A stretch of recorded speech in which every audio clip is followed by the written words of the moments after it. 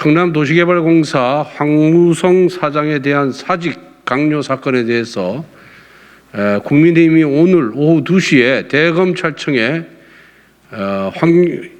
이재명 전 성남시장을 직권남용 등으로 고발장을 제출했습니다. 이 황무성 사장 사직 강요 사건은 지난번에 기소되었던 환경부 블랙리스트 사건과 판박입니다. 그 설명을 하도록 하겠습니다.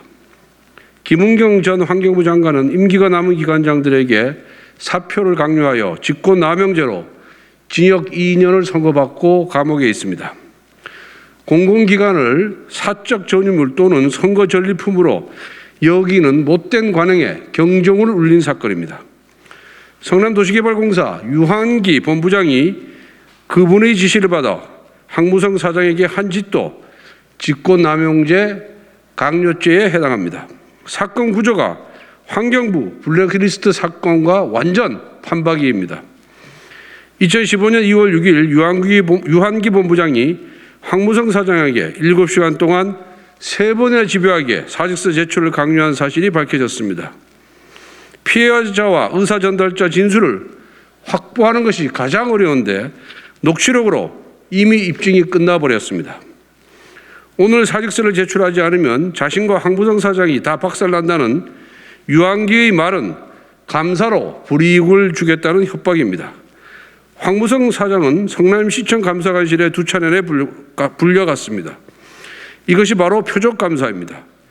김은경 전 장관도 같은 행위로 처벌을 받았습니다.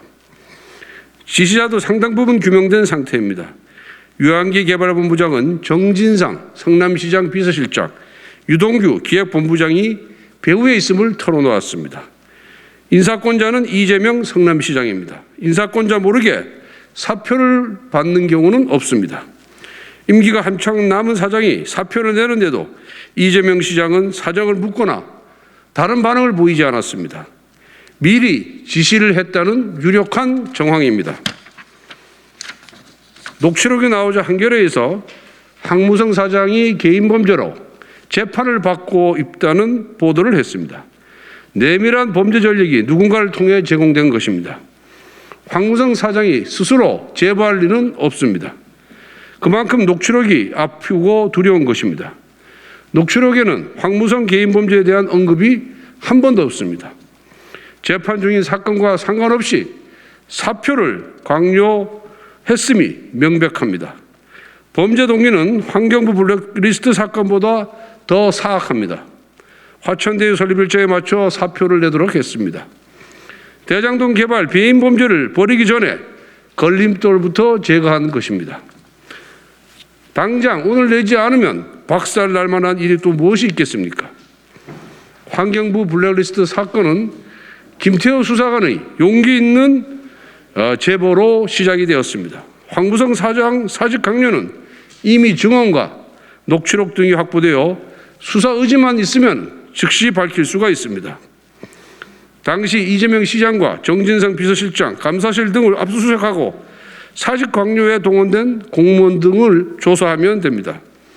고발장이 접수됐음에도 검찰이 수사를 또 미적거리고 있습니다. 공소시효가 얼마 남지 않았습니다. 검찰은 즉시 수사에 착수하기 바랍니다. 2022년 1년 10월 28일 윤석열 국민캠프 종합지원본부장 국회의원 권성도.